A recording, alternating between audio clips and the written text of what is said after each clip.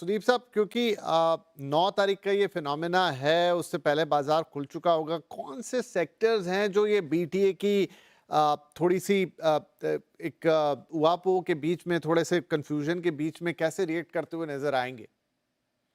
देखिए, 2 चीज़ मैं यहाँ पे पॉइंट आउट करना चाहूँगा। आपका स्पेसिफिक जो सवाल है, उस पे मेरा जवाब तो ये होगा कि जो सेक्टर्स एक्सपोर्ट ओरिएंटेड है, जैसे मैं टेक्सटाइल्स का ज़िक्र करूँगा, उस सेक्टर में बहुत इम्पोर्टेंट है ये एग्रीमेंट उस सेक्टर के लिए, क्योंकि बहुत सारे इंडियन कंपनीज़ हैं। आप जो बेसिक टेक्सटाइल आइटम्स देख लीजिए या ब जो हाउसहोल्ड एक्सेसरीज़ है, हाउसहोल्ड रिलेटेड जो टेक्सटाइल आइटम्स हैं, बेड कवर्स, बेडशीट्स, टॉवल्स, ये सब जो कंपनीज बनाते हैं, ये सारे कंपनीज के लिए और बहुत सारे लिस्टेड कंपनीज भी है इंडियन यूनिवर्स में, उनके लिए ये ज़रूर इम्पोर्टेंट होगा। दूसरा मैं मानता हूँ कि जो एग्री एग्री रिलेटेड जो सेक्टर्स हैं, वहाँ पे भी ये इम्पोर्टेंट होगा। तीसरा जो केमिकल्स, स्पेशलिटी केमिकल्स जैसे क्षेत्र जो कि बहुत ज़्यादा एक्सपोर्ट डिपेंडेंट है और एक्सपोर्ट पे डिपेंड करता है और जो कि प्रिडोमिनेंटली इंडिया में इसको बढ़ावा मिला जब China plus one strategy US multinationals ने अडॉप्ट किया, उस सेक्टर को भी इस एग्रीमेंट पे बहुत ज़्यादा ध्यान रहेगा। पर इस पे और एक बहुत बड़ा मुद्दा है। हम लोग सिर्फ डिस्कस कर रहे हैं इंडिया यूएस जो ट्रेड डील है इसका। पर इसके साथ-साथ बहुत सारे और कंट्रीज के ट्रेड डील और जो ट्रेड संबंध यूएस के साथ है, वो भी बहुत बड़ा मायने रखता है। क्योंकि ट्रेड एक कॉम्पिटिटिव एनवायरनमेंट में ट्रेडिंग किया जाता है। आज वियतनाम के साथ यूएस का साइन हो गया और वहां पे 20% इंक्रीमेंटल टैरिफ और ये कहा जा रहा है कि Vietnam now will be in significantly advantageous position vis-a-vis China. तो हमारे केस में भी ये होगा और हमको ये भी देखना पड़ेगा कि बाकी देशों के साथ यूएस का क्या अरेंजमेंट, क्या अंडरस्टैंडिंग हो रहा है। मैं जैसे टेक्सटाइल की बात कर रहा हूं, तो इन आइसोलेशन इंडिया का डील देख के फायदा नहीं है। हमको बाकी सारे जो टेक्सटाइल एक्सपोर्टिंग कंट्रीज हैं यूएस में, बांग्लादेश हो गया, वियतनाम हो गया, चाइना हो गया, कुछ अफ्रीकन कंट्रीज हैं, वहां पे भी ध्यान देना पड़ेगा। तभी सही मायने में क्या फायदा हो रहा है या नुकसान हो रहा है वो मालूम होगा। तो ध्यान सिर्फ इंडिया यूएस डील पे नहीं होगा, ध्यान पूरे मुद्दे पे होना चाहिए।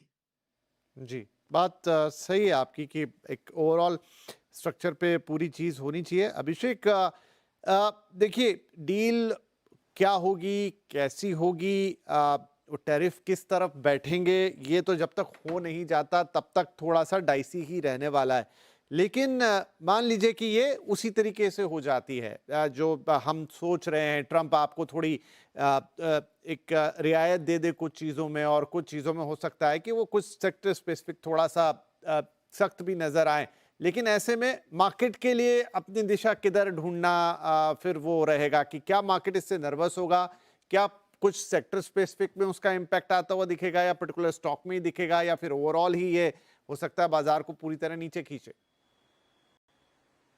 विपिन जी, मुझे लग नहीं रहा है कि मार्केट जो है इसे पर्टिकुलरली कोई बहुत बड़ा इवेंट समझ के रुका हुआ है। ये इसलिए हो रहा है बिकॉज ए जैसे मैंने पहले भी कहा कि ग्लोबल लेवल की अनसर्टिनिटी चल रही है एंड इस तरह की जो यूएस की अभी फिलहाल पॉलिसी बनी हुई है अगेंस्ट ऑल द नेशंस जिनके साथ उसके ट्रेड के ताल्लुकात है, वहां पे अब एक तरह का क्लोजर जो है उस डायरेक्शन में प्रेसिडेंट अब जा रहे हैं एंड ऑफ कोर्स उसमें इंडिया भी आता है। अगर हम ओवरऑल सिनेरियो इंडिया का देखें तो अभी भी हम नेट इंपोर्टर हैं। हमारी जो इंपोर्ट की जो बिल है वो मैसिवली डिपेंडेंट है ज़्यादातर क्रूड ऑयल एंड गोल्ड की वजह से एंड एक्सपोर्ट के अंदर में हम कैचअप कर रहे हैं। स्पेशली अभी जो इमर्जिंग सेक्टर्स हमने अब यहाँ पे आइडेंटिफाई की है, ईएमएस हो गया which is electronic manufacturing sector, data centre, तो कई सारी चीजें अभी इवॉल्व हो रही है। अगेन डिफेंस एक बहुत बड़ा स्पेस है जहाँ पे यूएस देखेगा इंडिया को।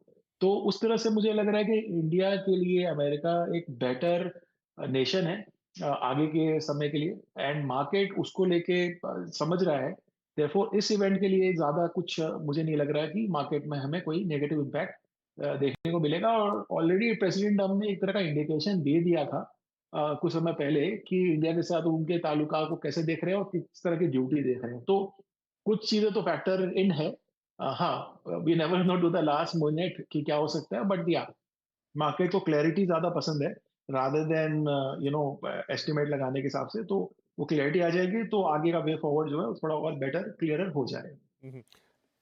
पंकज जी, यूएस के साथ साथ थोड़ा सा चाइना भी मिला देता हूं अपने सवाल में यहाँ पे कि जो 2-3 दिन की पिछली गतिविधि गई है, चाहे वो फॉक्सकॉन के लेवल पे हो या कुछ और छोटी मोटी खबरें भी आई हैं, जैसे चाइना ने भी थोड़ा सा अपने तरीके से कुछ बहा मरोड़ने जैसी कोशिश की है। क्या यूएस प्लस चाइना ये दोनों मिला के मार्केट को थोड़ा थोड़ा नर्वस करेंगे? देखो, मार्केट्स में जो अभी थोड़ी बहुत नर्वस देखने को मिल रही है, जैसा कि अभी हमारे को पैनलिस्ट कह रहे थे, मेरे को नहीं लगता कि मार्केट बहुत मेजर इवेंट को लेके, ये यूएस टैरिफ के जो 9 जुलाई का जो डेटा है, इसको बहुत ज्यादा बड़ा एक मेजर इवेंट मान के चल रही है। क्योंकि अगर हम देखें जिस तरह की बॉडी लैंग्वेज है बिटवीन इंडिया एंड अमेरिका, जिस तरह के कमेंट्स आ रहे हैं, जिस तरह की डीपर नेगोशिएशन चल रही है पिछले कुछ एक हफ्ते से, I think something positive in the offing. ठीक है, थोड़े बहुत इफ्स एंड बट चलते रहेंगे, but I think more and large I think market को यह आभास है we are moving in the right direction and outcome should be neutral to positive. ठीक है, हो सकता है कुछ एक पेंडिंग इश्यू रह जाए।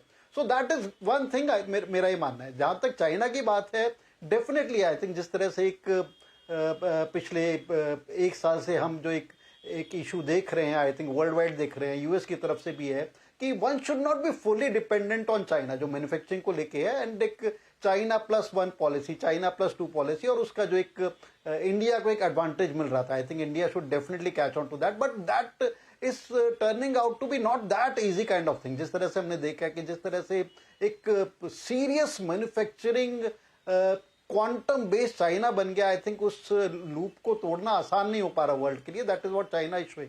सो I think it's all part of the game, और मेरे को लगता है कि मार्केट्स उसमें चलती रहेंगी। उसके अलावा अगर हम with respect to India context देखें, I think market will definitely keep on looking forward to some kind of events, और some kind of volatility will keep on creeping in.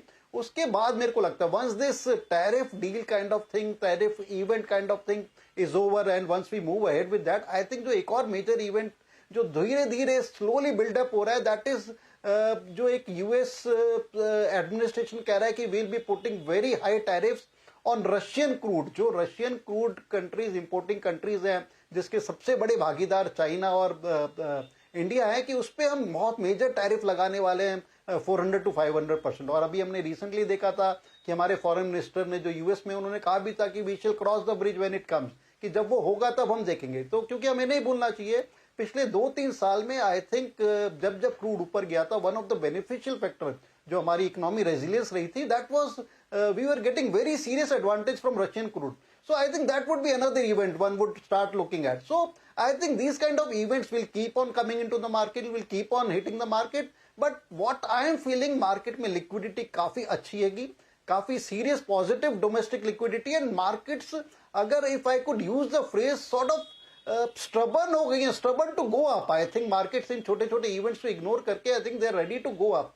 So to sum it up, I think markets मेरे को ऐसा मानना है with I think और 1-1.5 महीने में festival season भी किक इन हो जाएगा, Q1 रिजल्ट्स भी आ चुके होंगे। I think it be 2 step forward 1 step backward. I think that be kind of thing जिस तरह से मार्केट चलेगी। और इसमें कौन कौन से सेक्टर्स हैं, I think some sectors are definitely in a dormant kind of mode and some sectors are doing well, और बड़ी सीरियस सेक्टर रोटेशन भी हो रही है। तो इन सब चीजों का अगर समीकरण का कोई ध्यान रखेगा, I think more money is to be made in the market, and market net में मेरे को लगता है ऊपर की तरफ जाने के लिए अग्रसर है।